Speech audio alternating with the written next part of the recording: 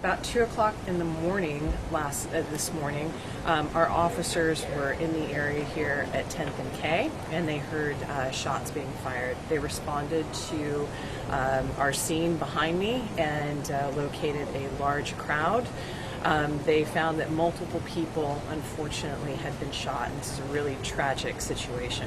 So we now have confirmed that we had 6 people killed in the area of 10th and K. An additional 10 people were transported or self-transported to area hospitals. So we are asking for the public's help in helping us to identify the suspects in this and provide any information that you can to help us solve this.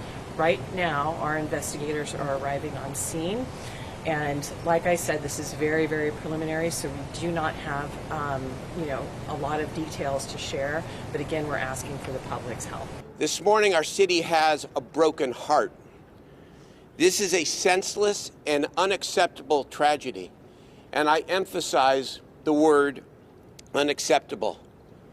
Thoughts and prayers, of course, are appropriate for the victims and their families, and the people who are still who are fighting for their lives now in the hospital. But thoughts and prayers are not nearly enough. We must do more as a city, as a state, and as a nation. This senseless epidemic of gun violence must be addressed. How many unending tragedies does it take before we begin to cure the sickness in this country? I got the call that no elected official wants to get. And you'll have to excuse me for being emotional because I haven't really slept since. A call that I've gotten too many times in the 15 months that I've been in office, that there had been another incident of gun violence in my district, that more people had been killed. So I'm heartbroken. And I'm outraged. I'm outraged.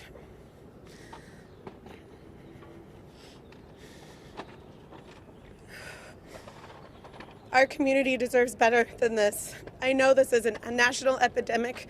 This is not unique to Sacramento, but we can stop it here. We can stop it here. My son was a very vivacious young man. You know, fun to be around, like to party, have fun, smiling all the time, don't bother people. And for this to happen, it's crazy.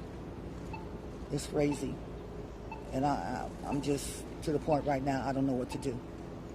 I don't even think this is real. I feel like it's a dream. And this stuff has to stop. It really has to stop. They're going to have to get some control over this. Mm-hmm. People can't go to a club and have fun without worrying about coming out and not being alive the next day. My son has a wife, he has children, all that. And all that's gone because somebody wanted to pull out a gun and just spray everybody up that's coming out the club. That is not right. Picking them off like they're birds or something, you know what I'm saying? It's awful.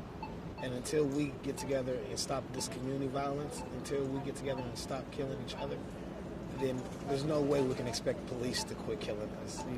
There's no way we could fight this system.